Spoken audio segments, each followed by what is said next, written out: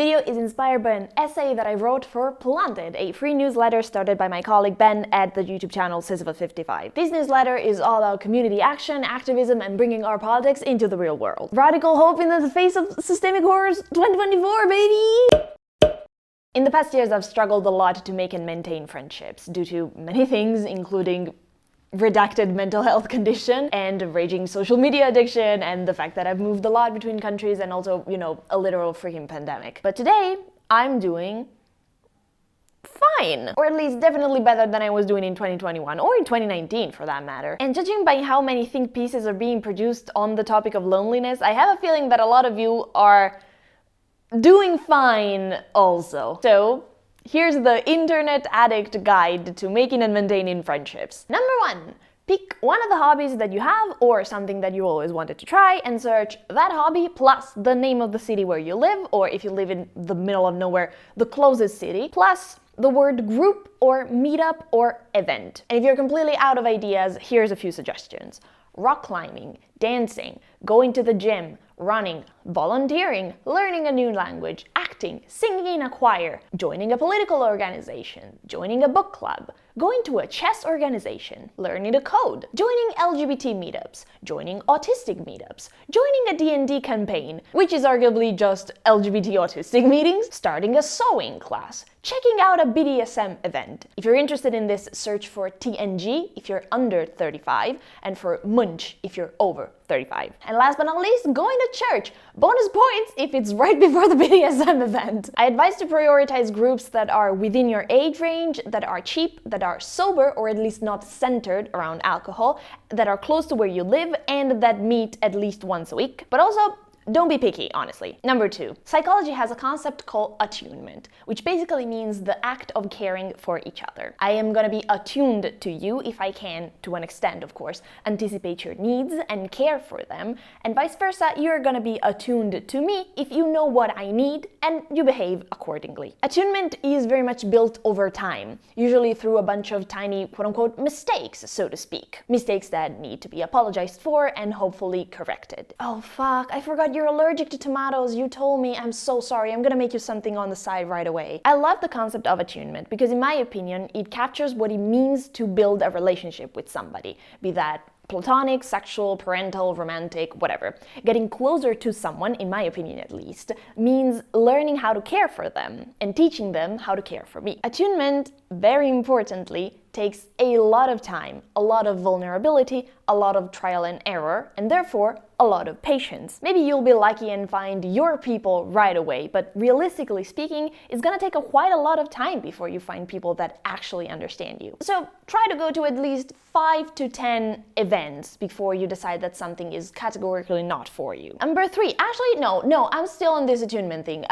Y'all are not done. Has any of you noticed how scaringly good the TikTok algorithm is at giving you exactly what you need? I promise this is not gonna be another phone's bad video. I promise I'm going somewhere with this. And by the way, it's not just TikTok, right? Like Spotify recommendations, Instagram ads, Amazon suggestions, even Pornhub thumbnails. Like our phones, our algorithms are incredibly attuned to us, right?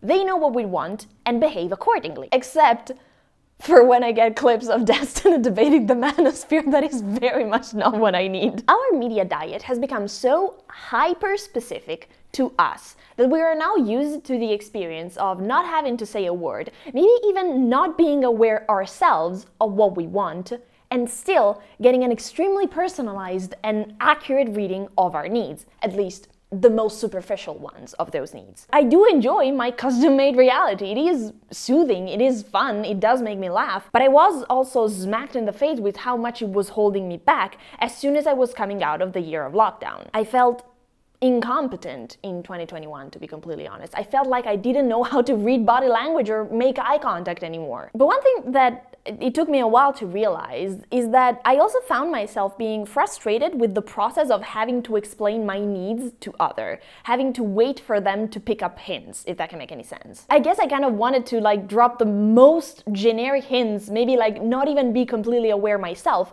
of what I want, and still get read perfectly, like the algorithm does. My phone knows things about me that my own mother doesn't know, that I don't even know, and all I have to do to articulate these things is to turn it on. It requires zero effort for me. So the more I reflexively turn it on, even without thinking about it, the less I build the skills of actually putting my needs into words for other people to understand. I want people to read my mind like Mommy Amazon does. Mommy Amazon is the only one who understands me. There is an element of trusting the process to making friends that, to be completely honest, I find terrifying. And I think a lot of us are losing the ability to tolerate this part. We're so used to having our emotional needs met by the algorithms without even having to voice them that we never build the skills to communicate those needs to others. But also the algorithms only can tender to the most boring parts of ourselves, the most, superficial ones.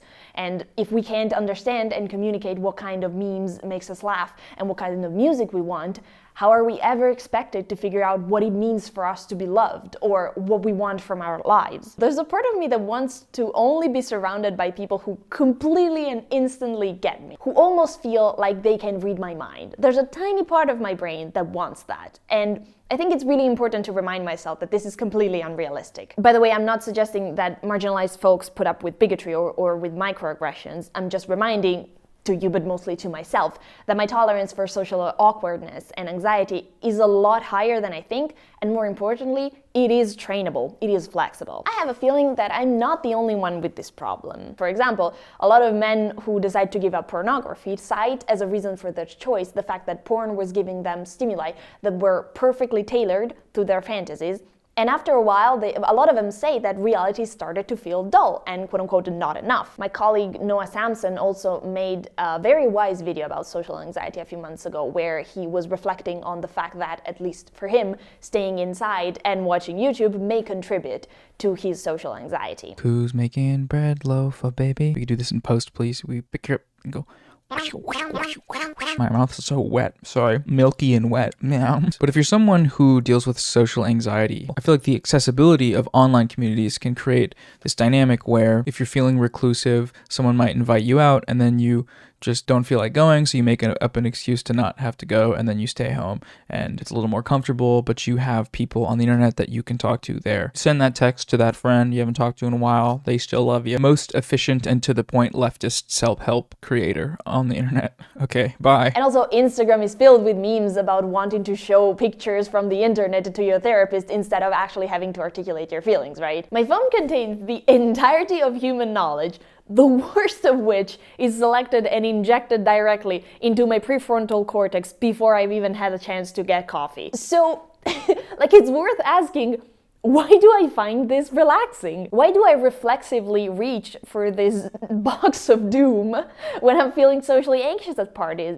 What's so soothing about this nightmare? I would argue that it's the familiarity of it. It's the capacity that my phone has to read my mind. And this has an impact on my relationships. I was seeing a lot of rejection where actually there was really just a lack of time. I used to give up immediately if someone wasn't vibing with me right away from the get-go, which, by the way, among other things, made me really susceptible to love bombing, but that's a story for another time. But now that I've been to therapy, I try to commit to a new friendship for a bit longer before I decide if I like the person or not. The worst thing that you can do to a relationship is to try and rush it. Number 4, here's a tip. I have found that openly saying that I am new to town and looking for friends is a great way to ease the initial tensions. I often worry that when I talk to strangers, I come across as needy or suspicious. I get worried that others might think that I want something from them or that I'm hitting on them. But I notice that when I say, oh, by the way, I just moved to the town and I'm looking for friends, it's almost as if there's like a light bulb moment going on in their mind. Oh, that's why she's talking to me. You know what I mean?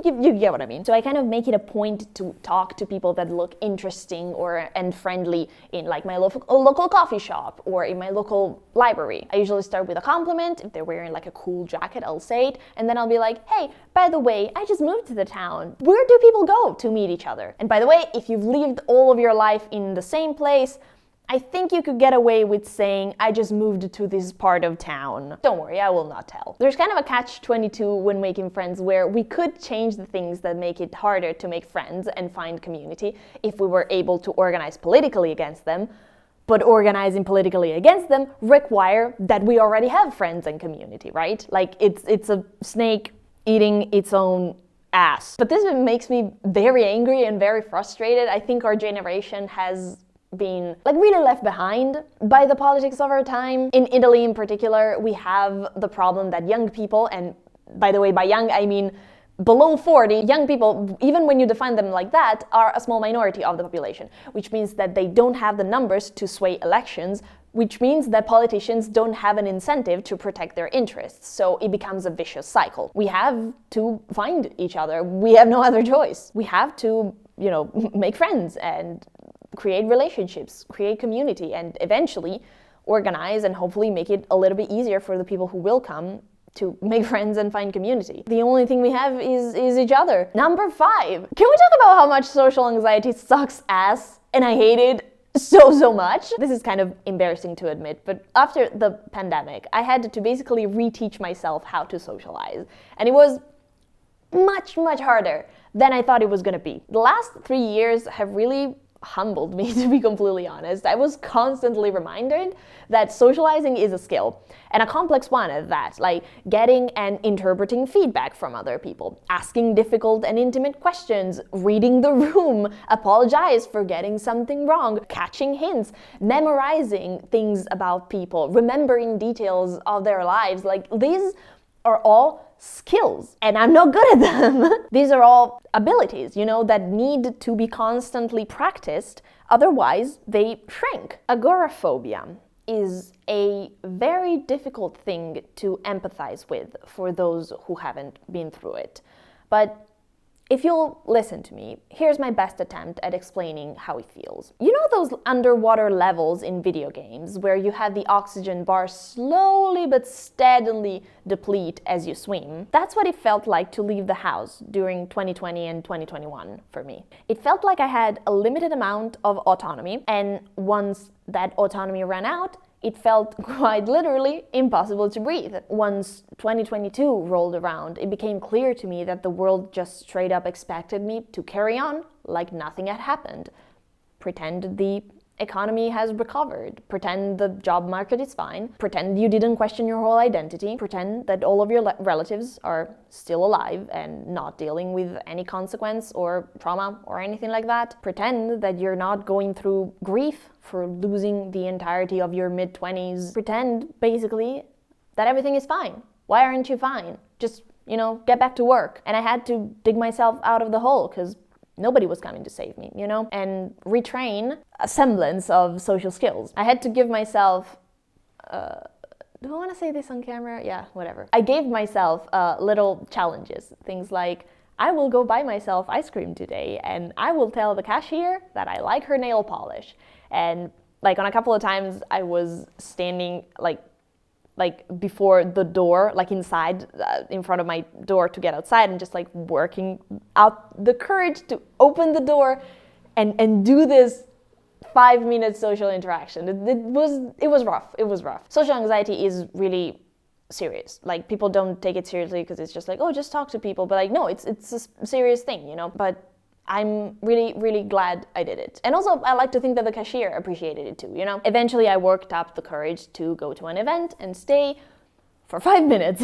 And then it became 10 minutes, and then 20 minutes, and then the whole evening, and then the whole evening another time. And it genuinely felt so good when I started feeling like a regular at some places. You can really work your way up to it. I feel like a lot of people take for granted social skills and quote-unquote confidence, but it is something that sometimes in life you have to learn or relearn. And just because something is taking you a lot of time or a lot of mental effort, it doesn't mean that it will never happen. What I would have liked someone to tell me a couple of years ago is trust the process and keep working on it, because it will bring you results. Number 5, loneliness is the one thing you can't cure for yourself. So you have to cure it for someone else and hope that someone returns the favor for you. That is the advice that the internet gives us, at least when it's giving us actual advice and not pseudopsychology nonsense that borders on psychopathy. This advice is very true. And the fact that it's very true makes me furious. There's another catch-22, right? That helping others requires the very same energy that loneliness consumes. And in my darkest moments, I feel like I have nothing left to give. I'm afraid sometimes that I smell of desperation, that other people can tell how lonely I've been and how much this tiny interaction means to me. And it used to make me spiral, but then I get a snack. And I remember that every time that my brain has tried to convince me that I'm unlovable, other people have proven it wrong. When you've been lonely for a long while, it's easy to convince yourself that everybody else has a group of conventionally attractive, popular, socially well-adjusted, good friends, and you're uniquely awkward and socially deficient in your struggles. It's easy to convince yourself that there's something inherently bad about yourself, some inner nature that you can't change that makes you unlovable and unworthy of being friends. But we all know that's bullshit, right? That's just your anxiety trying to justify why it should stay there. Remember that when you put yourself out there, even if you don't end up making deep connections, even if you quote-unquote embarrass yourself in tiny ways, you are always subtly telling other people that it is okay to openly look for friends and maybe to be a bit lonely. And don't we all need that kind of messaging? So put your phone down and go find some friends. All right, that's the video, reminding y'all that I am a writer. I post 2 to 3 essays per month on Patreon and Substack. I also recently self-published a zine about Catholicism, queer identities, and mental illness. It's called Sad Gay Catholic, and it's available on my website. If any of that sounds interesting, you'll find all of the links to purchase all of those things in the description. Thank you so much for watching, and I'll see you next time. Bye bye.